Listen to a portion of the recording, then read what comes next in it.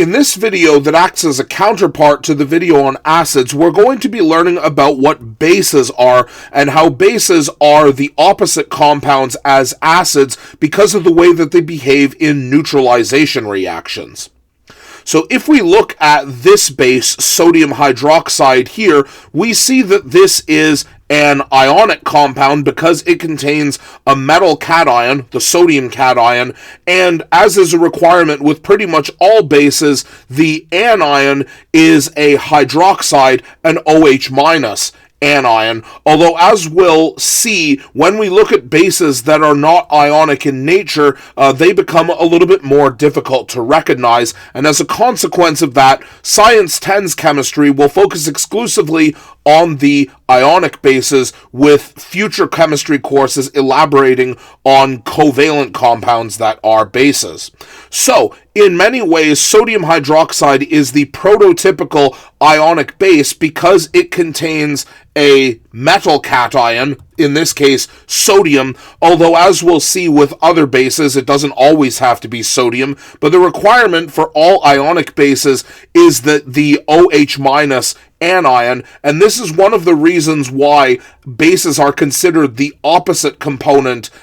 to a neutralization reaction as acids. So as we know, acids release H plus when they enter water, whereas bases release OH minus when they are added to water, and then the two join together in order to form water, and this is why neutralization reactions occur, and why acids and bases are generally considered opposite, because they represent the two components of the water molecule that is produced. So if we want more examples of ionic bases, a few other common ones are potassium hydroxide, which is known by its informal name potash, of which Canada mines a healthy amount of. We can also use magnesium hydroxide as an example, or perhaps calcium hydroxide, or if we go with a metal with a valence of 3, Al3+, we can make aluminum hydroxide here, and all of these fulfill the same general formula of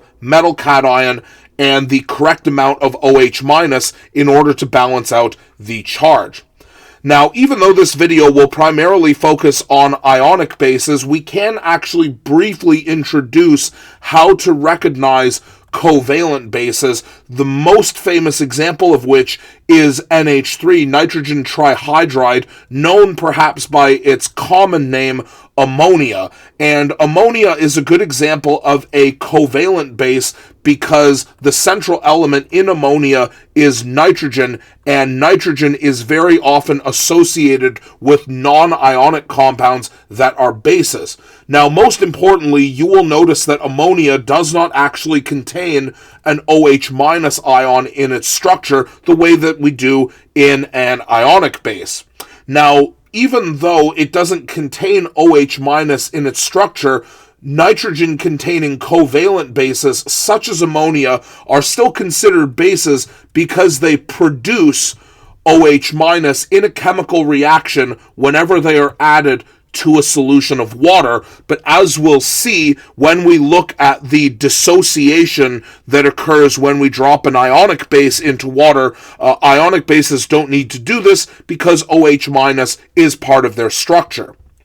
So unlike acids, which are pretty much exclusively covalent, because ionic bases are already in ion form, we already have a metal cation and the OH minus anion, it doesn't make sense that they would undergo an ionization reaction because they're already ions and there's nothing to ionize. So instead, when an ionic base is dropped into a solution of water, the water basically behaves the same way that it does when a soluble ionic compound such as sodium chloride, salt, dissolves in water, where the water takes the cation and the anion and separates them so that we no longer see the solid form of the base visible, and each of the two ions exists separately, dissolved in water. And this is why ionic bases don't need to produce OH minus, because their dissolving in water naturally releases OH minus and turns the solution made basic. Now, in terms of recognizing bases in everyday life, traditionally humans use bases for two different reasons. Bases are used significantly less in food because a large number of covalent bases are actually very deadly poisons, but there are actually a few that humans have managed to cultivate. For example, if you are a tea drinker such as myself, or if you prefer the less subtle beverage coffee, no offense meant to all of the coffee drinkers in the audience, most people will recognize that if you drink tea or coffee straight without adding in milk or sugar, bases have a very bitter taste, and this is characteristic of tea, especially black tea, but especially black coffee. However, the primary function that humans use bases for is in cleaning. Most soaps and detergents are actually examples of relatively weak in the case of soap, to quite strong bases in the case of industrial detergents. And the feeling, like the literal feeling that they have in common, is that bases have a very slippery texture compared to the sticky texture of getting acid on your fingers.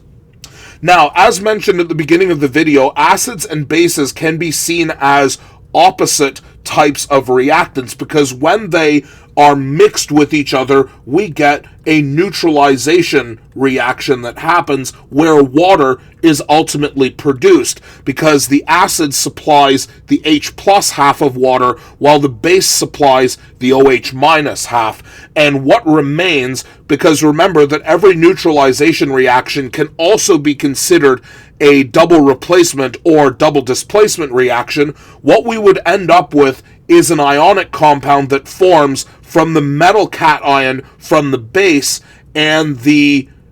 negatively charged ion, the anion, from the acid, which is either a singular nonmetal or some sort of polyatomic ion. And we can write the formula for this ionic compound, aluminum sulfate, because we know that aluminum has a positive 3 charge and sulfate has a negative 2 charge. The common factor between both of these is 6. 3 times 2 is 6. 2 times 3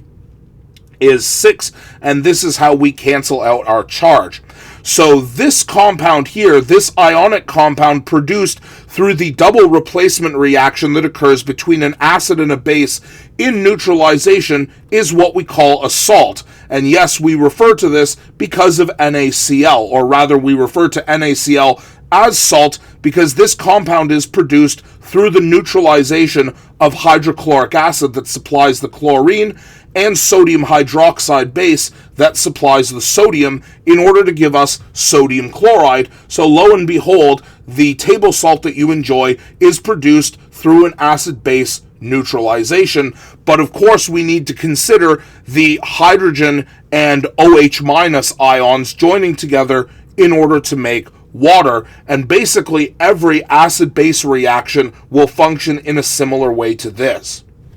To practice your understanding of identifying bases and understanding of how neutralization reactions work, see if you can balance the reaction that was started here and identify the acid, base, and salt produced in this first example reaction, and then proceed to the other reactions and see if you can look at the products and work backward in order to figure out what the starting acid and base were that led to the creation of this salt and this much water.